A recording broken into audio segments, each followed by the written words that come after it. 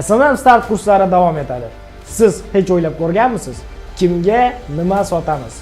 Kimga degan savolga bugun javobni topasiz. Albatta, bugungi darsimiz maqsadli auditoriya va qani ketdik. Sizga darsni boshlashdan oldin bitta case keltirib o'taman. Kimga nima sotamiz degan javobga to'g'ri javob topgan kompaniyalar juda katta muvaffaqiyatga erishadi.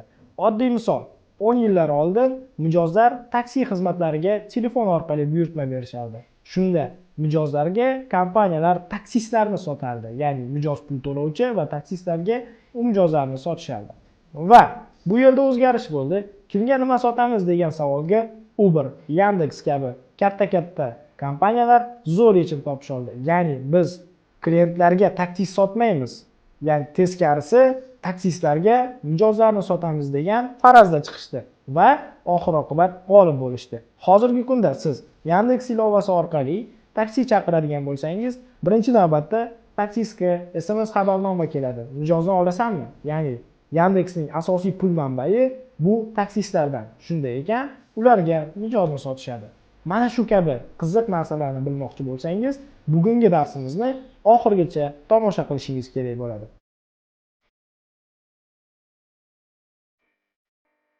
Maqsadli auditoriya bu sizning tovar va xizmatlaringizga qiziqish bildirgan va sizning tovarlaringizni sotib olish ehtimoli katta bo'lgan mijozlar to'plami hisoblanadi.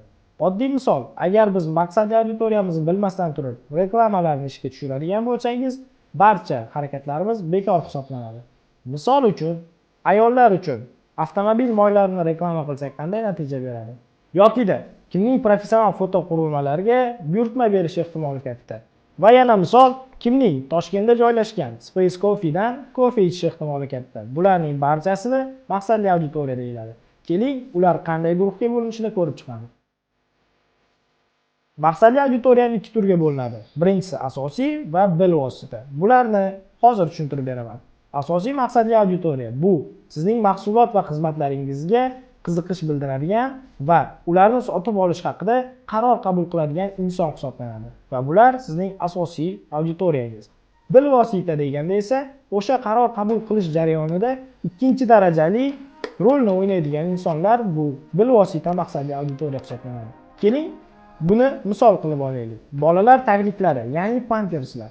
Pampers sotib olishga kim asosan birinchi navbatda qaror qabul qiladi? Albatta onalar. Shunday ekan, bizning asosiy maqsadli auditoriyamiz bu onalar. Onalarga reklama materiallari yoki bo'lmasa marketing harakatlari ko'rsatilishi kerak. Bilvosita maqsadli auditoriya kim? Bu albatta otalar borib turib o'sha magazinlardan yoki bo'lmasa supermarketlardan tagliklarni xarid qiladigan otalar hisoblanadi. Va chaqaloqning o'zi, ya'ni farzandning o'zi hech qanday maqsadli auditoriyaga kirmaydi. U shunchaki iste'molchi. Asosiy maqsadli auditoriyaning asosi, ya'ni gidro auditoriya degan tushuncha bor. Va bu nima? Gidro auditoriya deganda biz tushunishimiz mumkin, bu asosiy qismni tashkil etadigan mijozlar to'plami hisoblanadi. Aytaylik, Space Academy uchun 18 yoshdan 36 yoshgacha bo'lgan insonlarga xizmat ko'rsatamiz yoki bo'lmasa 14 yoshdan 38 yoshgacha bo'lgan insonlarga xizmat ko'rsatamiz. Lekin bizning eng ko'p talabalarimiz yosh oralig'i bu 18 yoshdan 24 yoshgacha bo'lgan insonlardir. Demak, bizning gidro, ya'ni asosiy qismimiz, mijozlarimiz to'plami bu 18 yoshdan 24 yoshgacha bo'lgan, zamonaviy kasblar o'rganmoqchi bo'lgan insonlar hisoblanadi. Endi biz auditoriyamizni qanday aniqlaymiz? Ular qayerda va nimalar bilan band bo'ladi? Qiziqishlari qanday? Shu kabi savollarga hozir javob topamiz. Maqsadli auditoriyamizning demografiyasi, geografiyasi, bu kun qatoriga oid xususiyatlari va ularning psixoemotsional holatlariga misollar keltirib o'tamiz. Birinchi navbatda geografiyasi. Ular qayerda joylashgan va qayerda yashashadi, istiqomat qilishadi. Bu shahar, ko'cha, balki mamlakat bo'lishi ham mumkin. Undan tashqari, ular ishlatadigan til o'zbek tilimi, rus tilimi yoki bo'lmasa ingliz tilimi. Bu birinchi parametr hisoblanadi. Siz shu narsani hisobga olishingiz kerak, o'zingiz mijozlaringizni ko'rib chiqayotganingizda. Ikkinchi parametr bu albatta demografiya. Demografiyasi bu auditoriyaning qiziqishlari, yoshi, jinsi, ijtimoiy kelib chiqishi, oilaliligi yoki oilali emasligi, mana shu narsalarning barchasi bu demografiyasiga kirib ketadi. Aytaylik, mana Space Coffee uchun geografiya qayer? butun O'zbekistonga kofe sotamizmi yoki bo'lmasam faqat Toshkentgami? Siz faqat Toshkentga deyotgan bo'lsangiz ham adashdingiz. Biz faqat Qoratosh, ya'ni Shayxontohur tumanida Qoratoshda sotamiz. Chunki kofe ichish uchun 20 kilometrdan hech kim kelmaydi. Faqatgina 3 kilometr radiusda yashagan insonlar uchun biz o'z kofelarimizni sotamiz. Bu bizning geografiyamiz. Endi demografiyamiz qanday? Jinsi. Bu albatta ayollar va erkaklar, kofe ichishni xohlaganlar va ularning qiziqishlari. Kofe, o'qish yoki bo'lmasa IT yoki bo'lmasa boshqa bo'lishi mumkin. Bundan tashqari, ularning ijtimoiy maqomi qanday? Albatta, 20 ming so'mga kofe olib ichadigan insonning ijtimoiy maqomi o'rtachadan yuqoriroq hisoblanadi. Ularning oylik daromadi o'rtachadan yuqori hisoblanadi.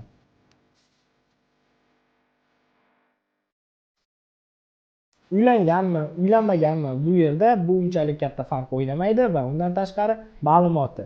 Demografik parametrda u oliy ma'lumotnimi yoki bo'lmasa o'rta ma'lumotnimi. Kofe uchun bu unchalik rol o'ynamaydi. Lekin siz moliyachilar uchun malaka oshirish kurslarini taklif etayotgan bo'lsangiz yoki ingliz tili o'qituvchilari uchun malaka oshirish kurslarini taklif etayotgan bo'lsangiz, albatta bunda siz sotayotgan mijozlarning ma'lumoti rol o'ynaydi.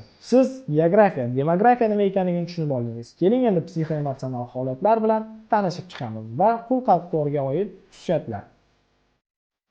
Psixoemotsional holatlar bular nima? Keling men sizga batafsil tushuntirib beraman. Bu insonning miyasida kechadigan jarayonlar.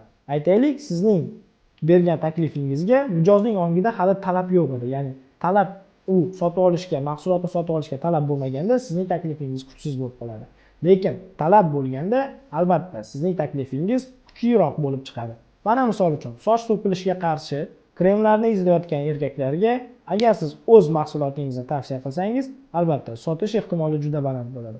Ikkinchisi, bu yana bir misol bo'lishi mumkin. Ko'ylak olishga hech qanday talabi yo'q bo'lgan ayol kishi. Lekin u biron bir chiroyli reklamani ko'radi va ko'ylakka oshiq bo'lib qoladi. Shundan keyin esa ko'ylakni sotib oladi. Albatta, bu psixoemotsional holat hisoblanadi. Va maqsadli auditoriyani tuzishda oxirgi narsa bu xulq-atvorga oid xususiyatlar. Bu narsa esa qaror qabul qilish tezligi bilan bog'liq hisoblanadi. Keling men sizga batafsil tushuntirib beraman. Siz uy olmoqchisiz yoki bo'lmasa mashina olmoqchisiz. Birinchi navbatda qanchada qaror qabul qilasiz? 10 soniyadami, 1 kunmi yoki bo'lmasa 1 oy o'ylab yurasizmi? Ba'zilar uy olishni 1 yilgacha o'ylab yurishi yoki bo'lmasa 5-10 yil pul jamg'arishi mumkin. Shunday ekan, qaror qabul qilish tezligi bu yerda juda sekin hisoblanadi. Bunda eng kamida uy sotib olmoqchi bo'lgan odam 10 ta, 20 ta uy sotayotgan insonlarga yoki bo'lmasa qurilish kompaniyalariga qo'ng'iroq qilib ko'radi. 10 tasini borib ko'zdan kechiradi. 5 tasi unda qiziqish uyg'otadi va 5 tadan 3 tasini tanlab oladi. Tanlab olgandan keyin ham srazi, ya'ni darrov to'lov qilmaydi. Uni kutadi, ya'ni ota-onalari bilan maslahatlashadi, do'stlari bilan, turmush o'rtog'i bilan, unga bilvosita ta'sir o'tkazuvchi auditoriya bilan barchasi bilan gaplashgandan so'ng qaror qabul qilib, uyni sotib olishi mumkin. Shunday ekan, maqsadli auditoriyangizni aniq bilishingiz, uning geografik parametrlari, demografik parametrlari, psixoemotsional holatlari va albatta xulq-atvorga oid xususiyatlarni bilishingiz sizga foydali bo'ladi. Barcha SMMni mana shu orqali boshlashingiz va ularga to'g'ri yetkazib berishingiz mumkin. Oxirida bir misol keltirib o'taman. Siz Space Coffee'da kofe sotyapsiz. Kimga reklama berasiz?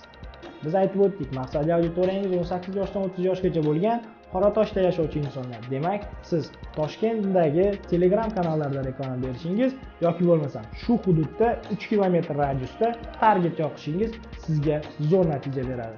Shunday ekan, siz ushbu ishlarni amalga oshirishingiz kerak. Agar SMM Start kurslarimiz sizga yoqayotgan bo'lsa, like tugmasini bosishni va do'stlaringizga videolarimizni ulashishni unutmang. Ularning ham bilim olishlariga hissa qo'shing. Qandaydir savollaringiz paydo bo'ladigan bo'lsa, uyalmasdan kommentariyalarda qoldiring va keyingi darslarimizgacha ko'rishguncha Space Academy zamonaviy kasblar akademiyasi biz bilan bo'ling.